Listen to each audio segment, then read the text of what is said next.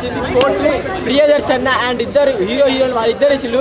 ఇది మా ఏజ్ సినిమానా అంటే మా ఏజ్ వాళ్ళకి అమ్మాయిని లవ్ ఇస్తే అసలు అంటే కోర్టులు అండ్ పోలీసులు అంటే డబ్బు తీసుకొని న్యాయం చెప్తారు. కానీ సినిమాలో అన్న డైరెక్టర్ గారికి హ్యాట్స్ ఆఫ్ అంటే ఇలాంటి స్టోరీ నేను చాలా తక్కువ అన్న రేర్గా చాలా మంచి మెసేజ్ ఉన్న సినిమా అన్న. అండ్ నాన్న హ్యాట్స్ ఆఫ్ అన్న, నువ్వు చెప్పినావా అన్న, మొన్న ఒక మాట చెప్పినావు అన్న, ఈ సినిమా మీకు నచ్చకపోతే నా సినిమాకి రాకుండా హిట్ 3 సినిమాకి రాకుండా అన్నావు.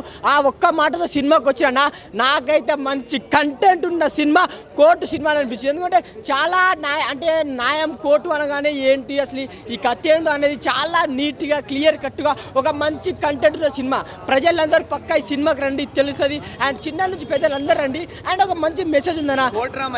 ఆయన కోర్ట్ డ్రామా అసలు సెకండ్ హాఫ్ నుంచి ప్రియదర్శి ఎంట్రీ ఇస్తాడు. సూపర్ నా ప్రియదర్శి అన్న, నువ్వు చాలా సినిమాలు చూసావు. దీంట్లో ఒక న్యాయం సత్యమేయ జయతి. ఎందుకంటే పోలీసులు కోర్టులు చాలా తప్పులు చేస్తారు, డబ్బు కృతి కూడా చేస్తారు. కానీ ఈ కాలంలో న్యాయం అసలు ఎక్కడ జరుగుతలేదు. ఈ సినిమా చూడండి.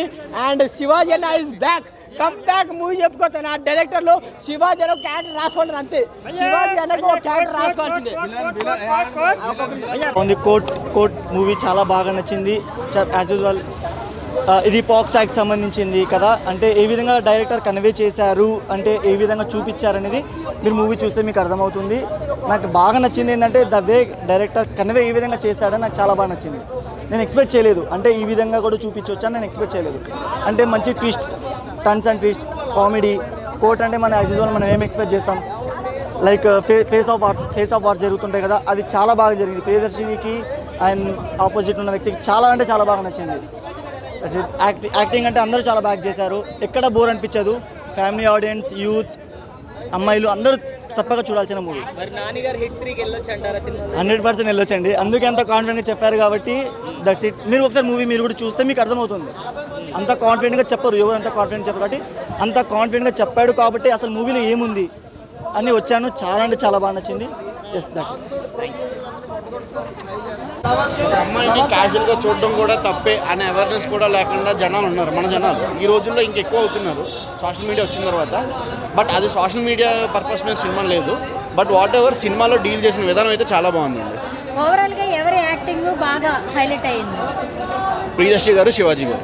ప్రియదర్శి గారిది, శివాజీ గారు. ఓకే. రొటీన్ స్టోరీ లాగా అనిపించలేదా? రొటీన్ ఒక మాట చెప్పినా అమ్మ, కోర్ట్ స్టోరీ అనేసరికి ఎవరైనా సరే ఒక కేసు ఉంటుంది, విక్టిమ్ ఉంటాడు, అక్యూజ్డ్ ఉంటాడు అనే ఉంటుంది. ఏదైనా అవి రొటీనే. కానీ దానిలో డీల్ చేసే పాయింట్స్ ఏవైతే ఉన్నాయో అవే కొత్త.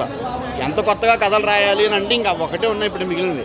బట్ ఏంటంటే ఇండియన్ యాక్ట్స్లో ఉన్న మిస్ఇంటర్ప్రిటేషన్స్ కానీ, ఇండియన్ యాక్ట్లో ఉన్న లొసుగుల్ని జనాలు ఎలా మిస్యూజ్ చేస్తున్నారనే పాయింట్ ఆఫ్ వ్యూలో ఒక్కొక్క కేసులో ఒక్కోలా వచ్చింది.